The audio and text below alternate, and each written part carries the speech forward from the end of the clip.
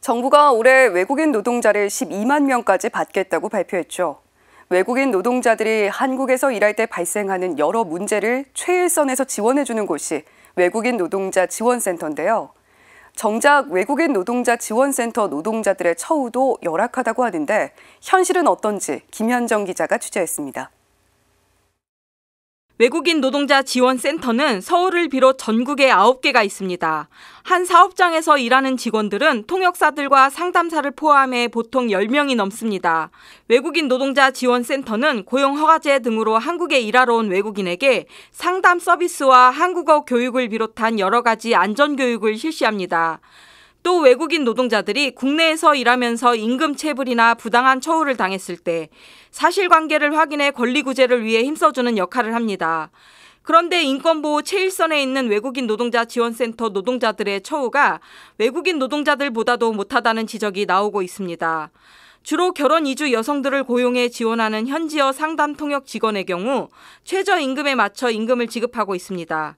상담 업무를 하는 직원들도 마찬가지입니다. 15년 차 팀장 월급이 280만 원 정도입니다. 그나마도 10년 동안 8%의 임금 인상이 이뤄진 겁니다. 3년 동안 임금이 동결된 적도 있었습니다. 연차가 쌓여 업무 능력이 향상돼도 이에 걸맞는 처우를 받지 못하고 있는 겁니다. 그러다 보니 10년 넘게 일했던 직원조차 회의감에 빠지고 사기 저하로 이어지기 일쑤입니다. 외국인 노동자 지원이나 서비스 질에도 영향을 끼칠 것으로 보입니다. 낮아진 사기만큼 적극적으로 노동자들의 권리를 옹호하거나 하는 부분에 있어서도 제가 좀 더 적극적으로 열심히 일하라고 얘기하기가 되게 미안할 정도예요. 그래서 요즘은 정말 그래서 너무 열심히 일하지 마세요 라고 얘기를 합니다.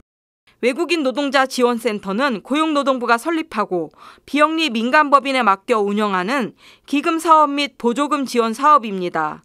한 해 프로젝트 사업처럼 예산이 편성되며 그 예산 안에 인건비도 포함되어 있습니다. 예산에서 인건비가 지원이 되는 부분이 있어서 저희가 이제 지원되는 거는 지금 말씀드린 것처럼 이제 지금 상담원들 맡으신 분들은 최저임금 수준으로 해서 지급이 되고 있고요.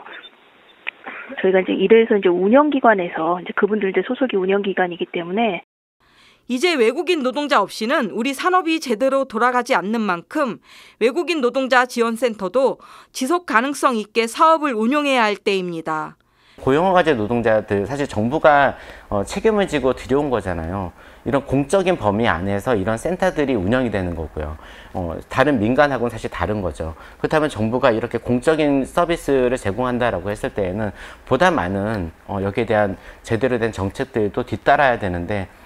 CPBC 김현정입니다.